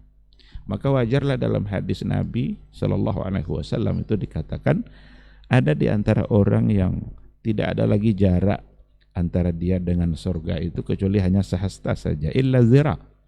Seolah-olah orang sudah duga itu sebagai ahli surga. Tapi ternyata catatan yang tertulis untuk dia itu ternyata dia adalah ahli neraka. Maka di akhir hayatnya dia melakukan satu perbuatan, dan itu perbuatan ahlun nar, lalu mati dia setelah itu, dan pada akhirnya dia masuk neraka. Padahal amalnya sudah sangat banyak sekali. Bahkan dugaan orang itu sudah menjadi ahli surga saja. Tidak ada lagi jarak antara dia dengan surga, kecuali satu hasta ini dia nih surga situ. Tapi ternyata dengan satu amal, maka bisa saja yang dimaksud dengan satu amal ini adalah perbuatan syirik yang dapat menghapus semua kebaikan-kebaikan yang telah dilakukan. Sebab dalam ayat tadi la in asyrakta la yahbatanna amaluk. Kebalikannya ada pada hadis itu, ada seseorang yang ahli maksiat, sudah terlalu banyak maksiatnya, seolah-olah tidak ada lagi jarak antara dia dengan neraka itu kecuali satu hasta. Orang sudah menduga aja dia sebagai ahli neraka, tapi ternyata takdir yang tertulis untuk dia adalah surga. Maka dia melakukan, di akhir hayatnya dia melakukan amalan-amalan ahlu surga, dan pada akhirnya dia memang masuk surga, walaupun sekian banyak dosa yang telah dia lakukan, tapi karena di akhir hayatnya melakukan amalan ahlul jannah. Apa amalan ahlul jannah? Tauhid. Dia benar-benar mengesahkan Allah Subhanahu wa taala, mentauhidkan Allah. Maka kemaksiatan yang sebanyak itu yang sebelumnya sudah dia lakukan, itu Allah bisa melupakan, memaafkan, mengampuninya. Maka yang ada adalah, yang tersisa padanya hanyalah kebaikan yang dilakukan di akhir hayatnya, yang ternyata kalau ditimbang bobotnya memang mengalahkan semua amal-amal yang lain. Karena kalimat la ilaha illallah itu dalam hadisul bitaqah, hadis bitaqah Ustaz ya, ada nanti akan ditimbang itu Hadisul Bitaqah itu menceritakan akan ditimbanglah, diletakkan di satu neraca ini kalimat la ilaha illallah yang ada pada yang pernah dia ucapkan dan dia yakini, lalu diletakkan pula semua amal-amal yang lain di neraca yang satu lagi. Ternyata semua itu bisa dikalahkan oleh la ilaha illallah. Nah, disinilah pentingnya kita menjaga betul dalam kehidupan kita kalimat la ilaha illallah yang sudah diucapkan. Ada konsekuensi setelah kalimat itu diucapkan. Jadi jangan diduga, karena itu juga salah satu dari subuhat orang-orang terdahulu dan orang-orang biasa melakukan perbuatan syirik. Ketika kalimat la ilaha illallah itu diucapkan, maka tidak lagi akan dapat dirusak oleh amalan-amalan yang buruk lainnya, karena kalimat la ilaha illallah yang sudah terucap oleh dia. Ini satu keyakinan yang salah. Bukankah orang-orang munafik juga adalah orang-orang mengucapkan la ilaha illallah? Itu Abdullah bin Ubay itu bukan main itu la ilaha illallahnya kalau di hadapan Nabi. Tapi Al-Quran mengatakan innal munafiqina fid darkil asfali minan nar. Sesungguhnya orang-orang munafik itu berada pada kerak neraka yang paling bawah. Bukankah mereka mengucapkan la ilaha illallah? Oleh karena itu ucapan la ilaha illallah itu tidak hanya cukup sekedar dalam bentuk ucapan, ada konsekuensinya, ada gerigi-geriginya, harus diamalkan terus. Tidak bisa cukup sekedar ucapan lalu masuk surga. Mereka hanya mengambil satu hadis, man qala la ilaha illallah dakhalal jannah, atau man kana akhiru kalamihi la ilaha illallah dakhalal jannah. Ingat juga hal-hal yang lain, jadi perlu digabung. Itu bukan mutlak tapi muqayyad. Ada kaitannya nanti dengan hal-hal yang lain sebagai konsekuensi dari pengucapan kalimat la ilaha illallah. Jadi ikhwati fillah, penyimpangan pertama yang paling besar, yang paling bisa merusak akhirat kita, itu efek yang paling merusak, itu adalah perbuatan syirik. Maka mari pahami baik-baik apa yang menjadi masuk dalam kategori syirik.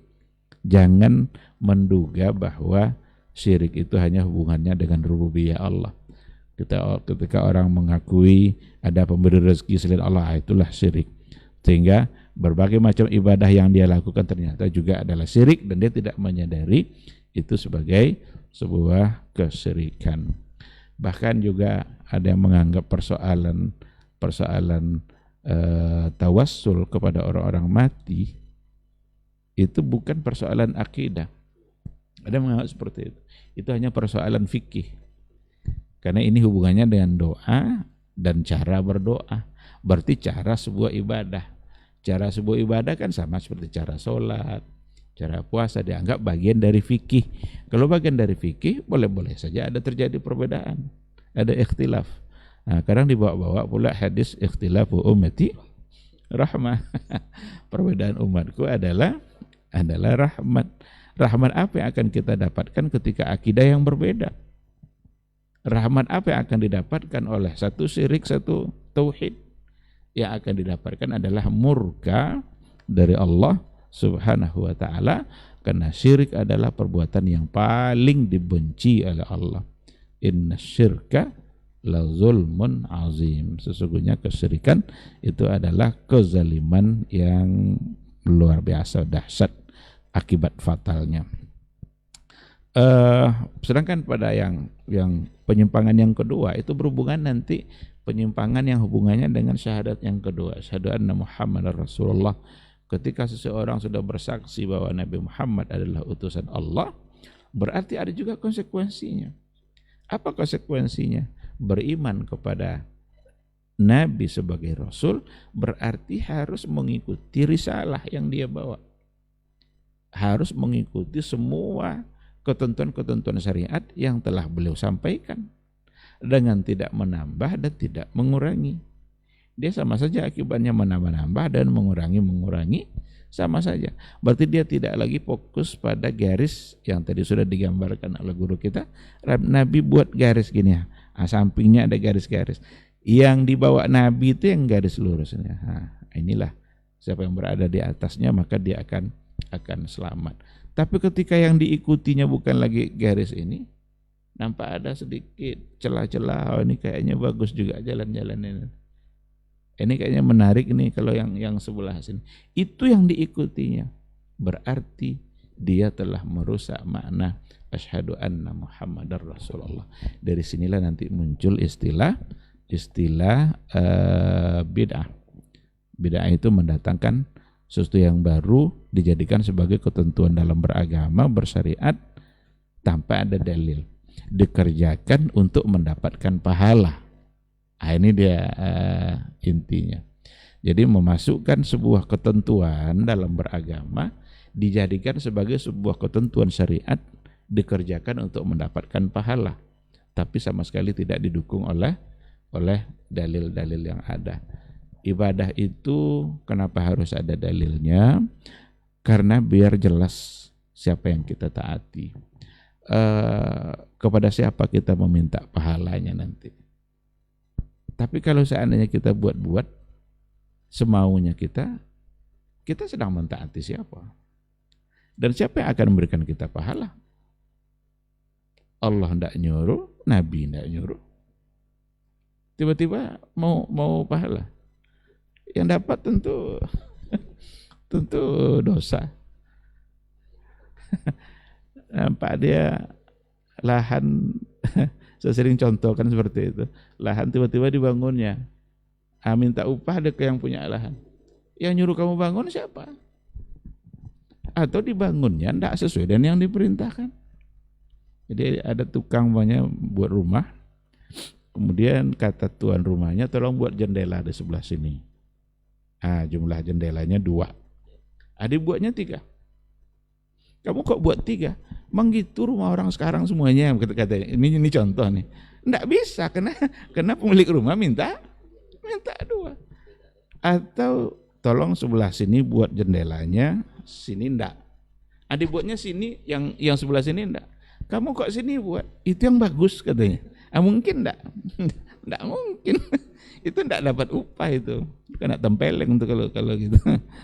Makanya efek bid'ah itu luar biasa. Ini efek samping kita sesuai dengan judul kita. Nanti di akhirat itu terusir dari telaga Rasul. Ini yang saya maksud tempeleng tadi itu. Datanglah, kan kata Rasul, ana faratukum fil haud. Saya nanti mendahului kalian, tunggu di telaga. Yang lewat kasih minum.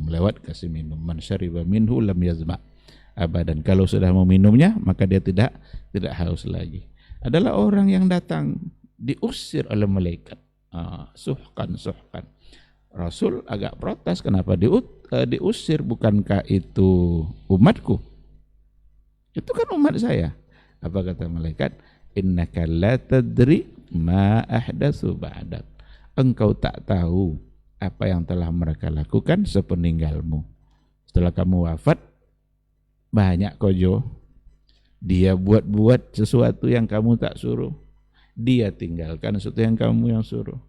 Jadi kebanyakan hari ini yang benar-benar diperintahkan Nabi tidak dibuatnya. Tapi yang tidak disuruh dibuatnya, digantinya. Nabi nyuruh begini, yang itu tuh tidak dilakukan. Yang tidak disuruh dilakukannya sebagai ganti dari yang disuruh tadi. Inilah kebanyakan yang ada pada hari ini. Kalau itu yang dilakukan, maka memang luar biasa efeknya bagi kehidupan dia. Di akhirat kelak, maka dia akan menjadi orang yang tertolak untuk mendapatkan minuman. Bahkan para ulama juga mengatakan tertolak untuk mendapatkan syafaat dari Rasulullah Sallallahu Alaihi Wasallam. Jadi ikhwati fillah, tema kita hari ini luar biasa, efek samping bahwa dalam beragama semua bentuk penyimpangan yang kita lakukan itu efeknya luar biasa di akhirat kelak. Persoalan syirik maka akan menghapus amalan-amalan kebaikan kita, bahkan membuat mereka kekal di dalam nerakanya Allah. Karena dosa syirik itu tidak akan diampuni oleh Allah begitu saja tanpa yang pelakunya memohonkan keampunan, minta atau bertobat langsung kepada Allah Subhanahu wa ta'ala. Tapi kalau seandainya sampai mati dia tidak bertobat dari dosa syiriknya, berarti dosa syirik itu akan dia bawa sampai ke akhirat kelak dan tidak akan mendapatkan keampunan lagi dari Allah kalau dia sudah mati. Inilah fatalnya perbuatan syirik. Maka kita harus terus menyampaikan, mengingatkan kepada banyak orang mana-mana yang perbuatan syirik, agar orang tahu, agar kita juga melaksanakan apa yang menjadi tugas kita, menyampaikan itu, sehingga bisa menyadarkan banyak orang dan bisa mereka bertaubat dari perbuatan syiriknya. Nah, tentu saja kalau dibahas apa saja yang menjadi bagian syirik itu akan menjadi panjang. Tapi setidaknya kalau mau digambarkan, ada nanti syirkun fil mahabbah umpamanya. Ada syirk fit tawakkul, syirik dalam tawakal kepada Allah. Dia bertawakal tidak lagi hanya kepada Allah, tapi berserah diri, menyandarkan hidupnya, menggantungkan keselamatannya itu kepada tangkal-tangkal atau jimat-jimat. Jadi orang-orang yang seperti itu kalau tinggal tangkal tuh pulang dia. Dia kalau ada telanjur dia berjalan, tinggal jimat dari balik dia. Karena yakin nanti tidak akan. Ini efek di dunia ini. Efek syirik di dunia itu membuat kita selalu khawatir, membuat kita selalu takut, tidak tenang jiwa kita dalam menjalani kehidupan. Selalu dihantui oleh rasa takut, karena dia tidak lagi menyandarkan hidupnya kepada Allah. Coba tinggal saja tangkal, pulang dia. Padahal Allah selalu bersama dia. Orang-orang yang menyandarkan keselamatannya kepada Allah, dia tinggal berdoa, mohon kepada Allah. Dimanapun ia berada, maka Allah bersama dia. Kan itu ayatnya, wa huwa ma'akum ainama kuntum. Dalam artian Allah akan selalu menjaga kita dimanapun kita berada, asalkan kita minta penjagaan itu dari Allah. Tapi kalau minta dari tangkal, sudahlah, tangkal tidak akan bisa memberikan keselamatan, dan kita dihantui pula oleh rasa takut. Kalau lewat nanti di tempat-tempat yang agak menyeramkan, permisi tu, ini datuk yang mana yang diminta permisi? Ada rasa takut. Tapi kalau diserahkan kepada Allah, tinggal mengucapkan a'udzu bikalimatillahi tammah min syarri ma khalaq. Apapun yang terjadi sesudah itu hanya karena izin Allah Subhanahu wa ta'ala. Andai kan terjadi hal-hal yang mungkin tidak menyenangkan, itu mungkin ujian bagi kita. Tapi yang jelas kita tidak boleh merusak akidah kita dengan syirik-syirik seperti itu, karena akibatnya sangat fatal. Jadi ukhtifillah, mari sama-sama kita sadari buruknya akibat syirik dan bid'ah itu, dan kita berharap mudah-mudahan Allah selalu menjaga kita semua dari penyimpangan dalam beragama seperti yang kita katakan tadi, disebabkan oleh efek yang sangat buruk baik pada kehidupan kita di dunia, apalagi nanti kehidupan kita di akhirat kelak. Demikian, terima kasih, semoga bermanfaat. Subhanakallahumma bihamdika asyhadu an la ilaha illa anta astaghfiruka wa atubu ilaik. Wassalamualaikum warahmatullahi wabarakatuh. Waalaikumsalam warahmatullahi wabarakatuh. Baik, jazakallahu khairan untuk materi kita di kesempatan hari ini. Masya Allah, luar biasa. Efek samping, mudah-mudahan kita tidak mendapatkan hal-hal seperti ini. Di sisa waktu sebelum di jam 10 kita akan jawab satu pertanyaan, Ustaz, dari daerah barat sepertinya. Assalamualaikum warahmatullahi wabarakatuh, Ustaz. Ustaz, di Sumatera Barat ada beberapa waktu yang lalu kasus pembunuhan anak yang viral, Ustaz. Dan itu telah ditangani oleh pihak kepolisian dan sudah didapatkan atau ditangkap pembunuhnya. Yang jadi persoalan hari ini adalah, Ustadz, ketika kuburan si anak dibumbui berbagai hal-hal yang aneh, Ustadz. Ada yang mengatakan kuburannya berbau harum, ada juga yang banyak berziarah ke sana, dan bahkan ada juga yang memanggil arwahnya untuk dimintai keterangan seperti apa dan bagaimananya kasus itu terjadi dahulunya. Pertanyaan Anda Ustadz, ketika video ini viral dan dikonfirmasi ke pihak setempat atau keluarga dan pemuka di sana, mereka menjawab ini bukanlah bentuk dari kesyirikan atau hal-hal lain, karena ini adalah persoalan takdir. Kenapa dia bisa seperti ini? Inilah takdir Allah untuk membahagiakannya. Apakah hal seperti ini sesuai Ustadz? Atau ini merupakan efek samping juga? Jazakallahu khairan Ustadz.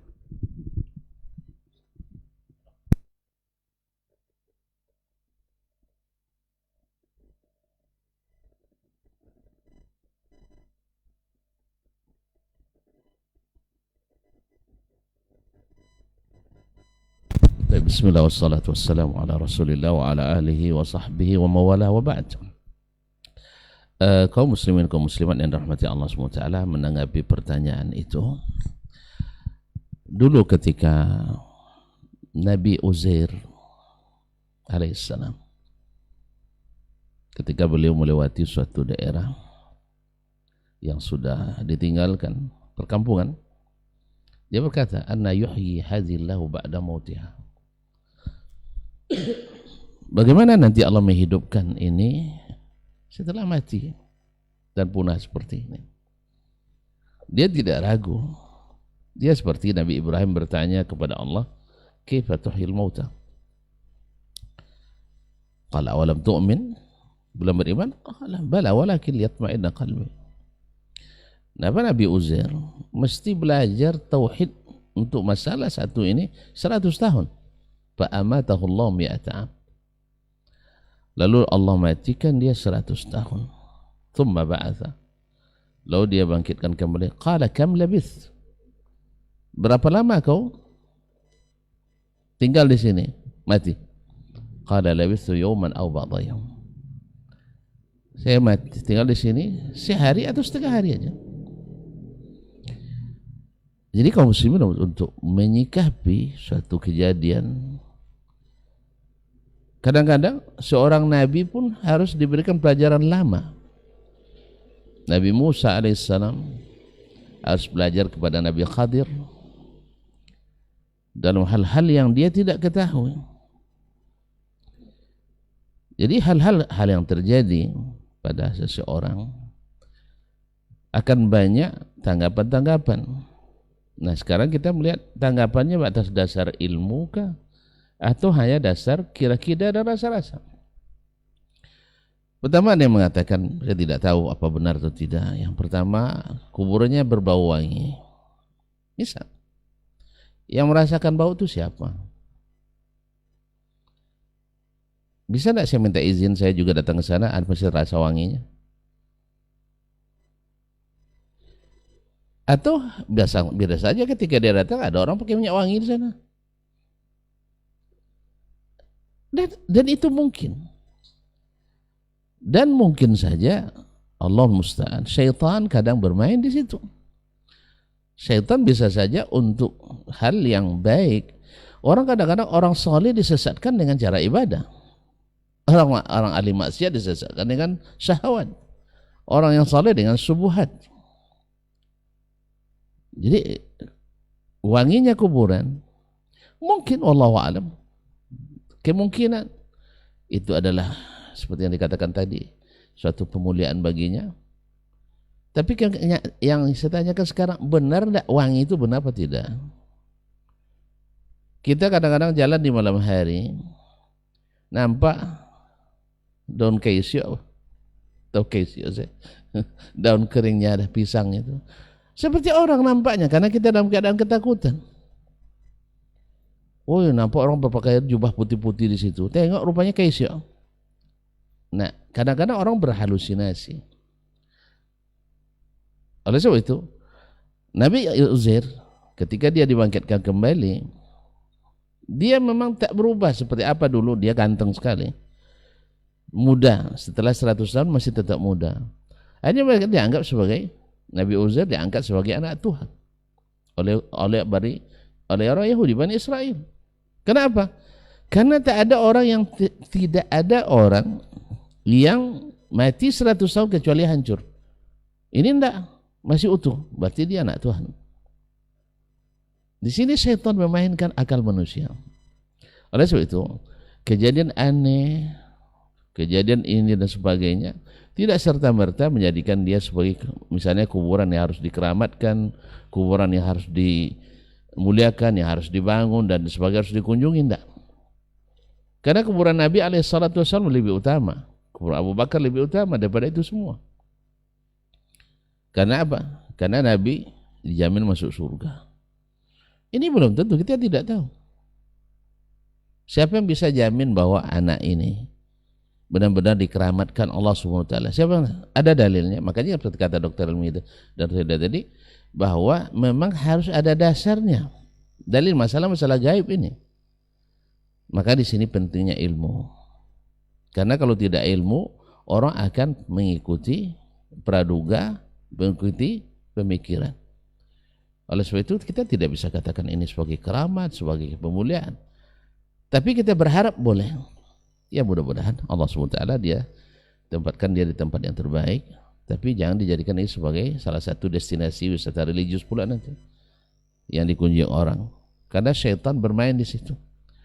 Dijadikannya syaitan juga seperti diceritakan dalam kisah Syekh Abdul Qadir Al-Jilani rahimahullah, ketika beliau sedang siaha, sedang berjalan di sebuah padang pasir, padang Sahara sendirian dan malam, tiba-tiba turun cahaya.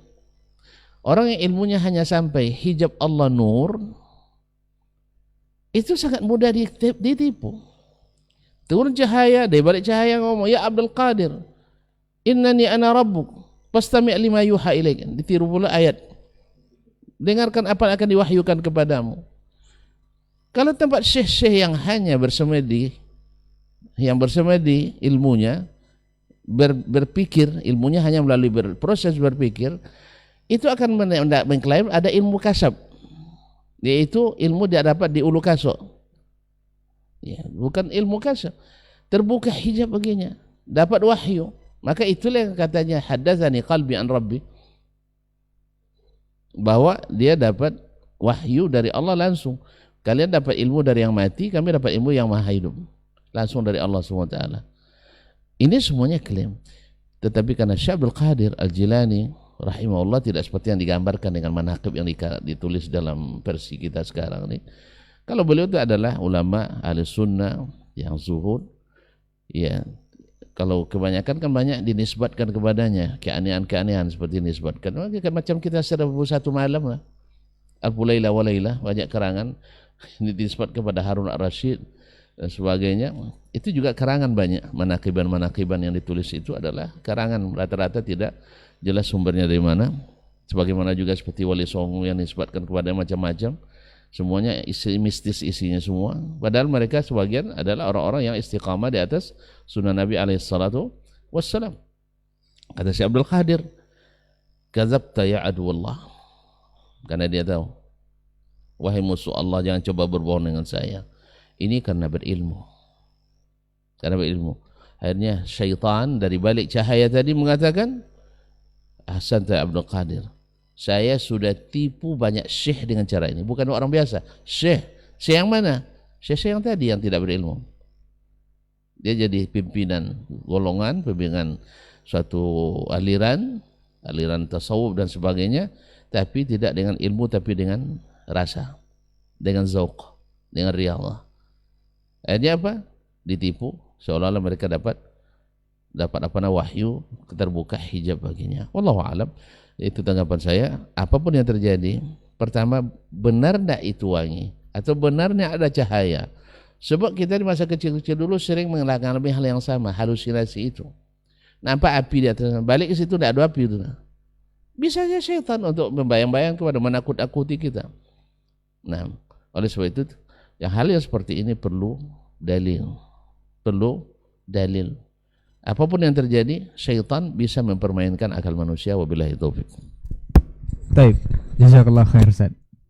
Ustaz ada tambahan Ustaz? Nah, fadhal Ustaz. Bismillah wassalatu wassalamu ala Rasulillah. wa ala alihi wa sahbihi wa mawala. Saya kira tadi sudah banyak dan lengkap jawaban yang disampaikan oleh guru kita.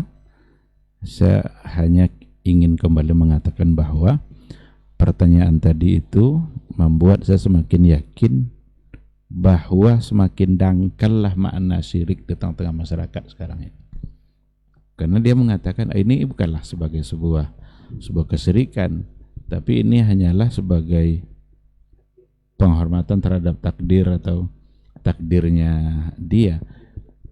Jangan sampai takdir seseorang dimuliakan kalau memang itu salah satu bentuk kemuliaan yang itu membuat rusaknya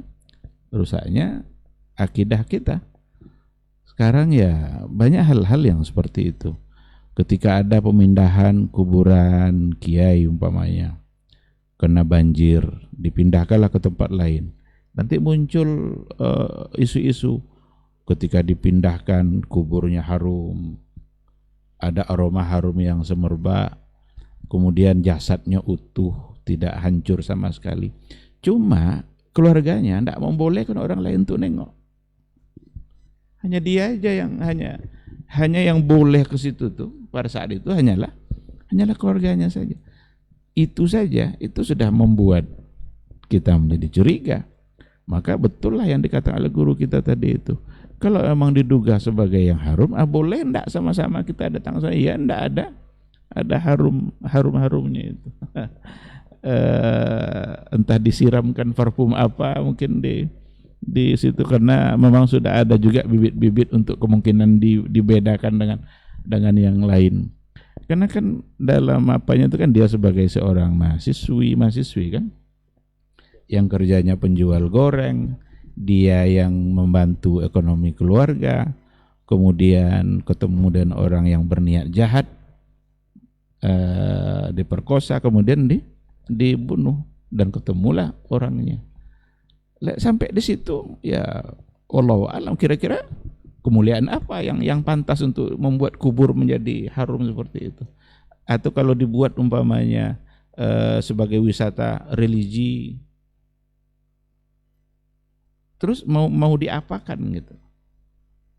Kita perlu mendoakan dia, mudah-mudahan dia orang baik, mudah-mudahan apa yang telah diterimanya sebagai takdir, ya itulah ketentuan Allah untuk dia. Yang mudah-mudahan Allah mengampuni dosa-dosa dia, mengampuni semua kesalahannya. Kebaikan yang telah dilakukannya untuk keluarganya sebagai penopang keluarga, mudah-mudahan itu berat timbangannya nanti di sisi Allah. Itu yang harus dilakukan.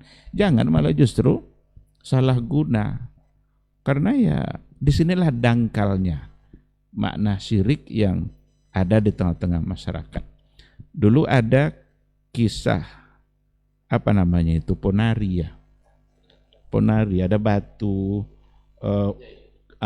orang kan ada petir, orang semua kena petir itu mati ya, dia hidup, dia masih kecil, di sampingnya ada batu.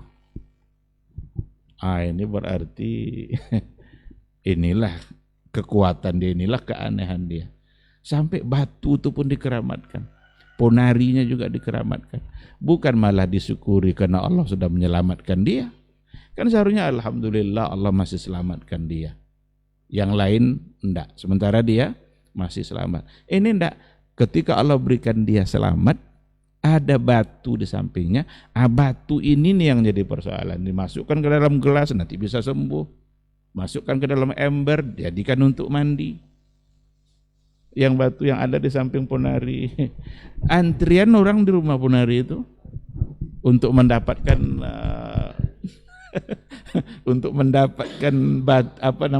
khasiat dari batu itu. Jadi inilah kadang-kadang kita tidak mau mengembalikannya kepada Allah. Seharusnya semua yang terjadi kembalikan kepada Allah. Jangan nanti hal-hal yang telah Allah berikan takdir baiknya justru disalahgunakan dan bisa menggiring kepada kesyirikan. Inilah yang kurang di tengah-tengah masyarakat kita. Banyak hal-hal yang seharusnya bagaimana mendekatkan diri kepada Allah terhadap sesuatu yang Allah berikan, tapi kadang salah guna. Coba umpamanya ada istilahnya menikmati terbenamnya matahari. Apa istilahnya tuh? Sunset ya. Dicarilah pinggir pantai mana, biar menikmati indahnya tenggelam matahari. Kadang-kadang tinggal maghribnya. Jadi tadabbur alam, ada matahari yang terbenam, wah indah sekali. Ambil foto, ambil ini, pas pula di pinggir pantai. Terus seharusnya itu dibawa kepada iman. Jangan justru itu menjauhkan kita dari Allah. Di sunset tadi sambil minum air kelapa dan lain sebagainya. Inilah. Jadi kita berharap mudah-mudahan kita semua dan semua masyarakat, tentu kita doakan, kita pertama kali mendoakan diri kita semua, kemudian masyarakat secara keseluruhan, semoga diberikan kesadaran dalam beragama lebih baik dan diberikan pemahaman tauhid yang benar, sehingga ketika ada terjadi sesuatu yang berbeda dengan yang sebelumnya, yang lainnya, itu justru bisa membuat seseorang terjebak kepada perbuatan syirik, yang seharusnya justru lebih meningkatkan syukurnya kepada Allah dan mengambil ibrah dari yang telah terjadi, bukan malah justru menjebak dia untuk terjatuh kepada perbuatan syirik. Sekira ini sekadar tambahan. Wallahu subhanahu wa ta'ala alam. Baik, jazakallah khair. Naam, Ustaz, fadhal. Terima kasih Sa'ilmi tadi. Saya ingin coba untuk menekankan satu hal ya, bahwa karena kondisi hari ini itu adalah kondisi memang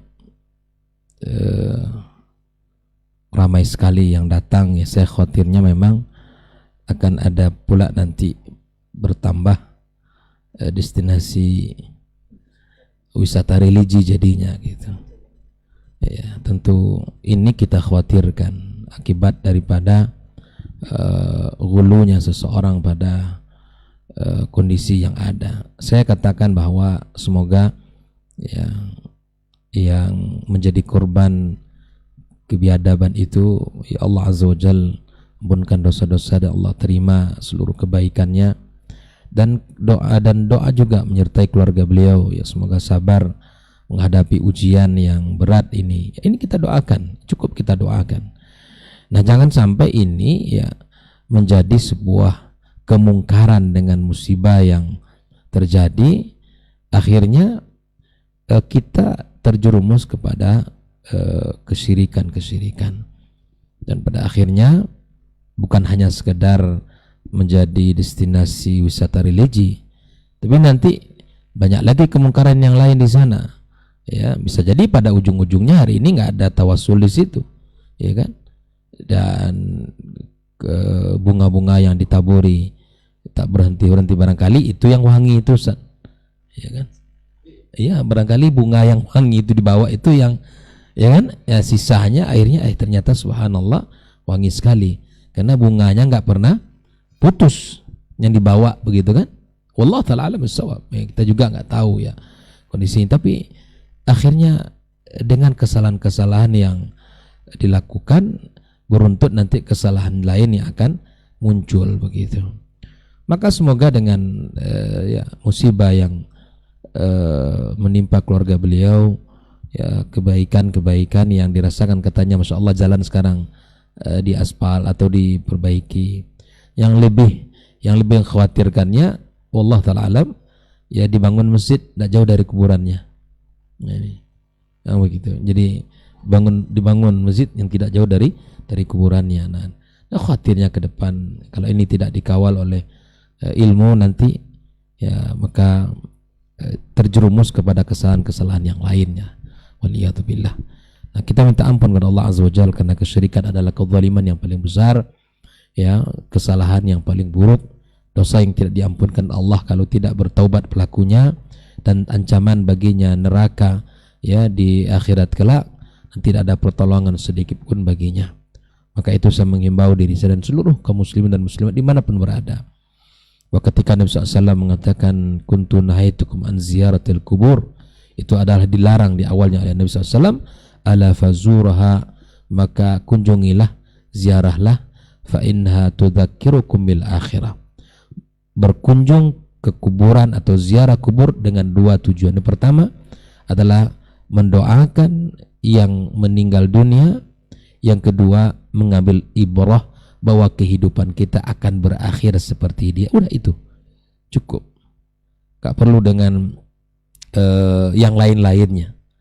Nanti akan banyak hal yang akan muncul. Maka konsep awal kita adalah seperti yang disampaikan tadi, bahwa kita harus berilmu, kemudian beragama sesuai dengan dalil. Jangan ghulu, karena itulah yang akan menghancurkan agama kita, sebagaimana hancurnya agama orang-orang sebelum kita diakibatkan ghulu ini. Wallahu ta'ala alam shawab. Baik, jazakallahu khairan Sir untuk jawabannya yang sudah panjang lebar dan juga nasihat dari guru-guru kita terhadap pertanyaan ini. Masya Allah, mudah-mudahan ini tidak menjadikan kita ghulu dan juga salah dalam memahami syariat-syariat kita hingga berefek pada akhirat kita nantinya. Itulah tema efek samping ini kita angkat untuk hari ini. Insya Allah di pekan berikutnya kita akan bersama guru-guru kita kembali untuk membicarakan tema yang berbeda. Jazakumullah khairan untuk waktunya dan juga ilmunya. Afwan untuk semua salah kata, dan untuk antum yang sudah bertanya kembali, insya Allah di pekan depan kita akan jawab pertanyaannya, atau antum bisa menyaksikan video-video singkat yang ada di laman juga akun media sosial kita di Radio Robani 91,1 FM. Afwan untuk semua salah kata gila bicara. Aku lu qauli hadza wa astaghfirullah li wa lakum. Wassalamualaikum warahmatullahi wabarakatuh.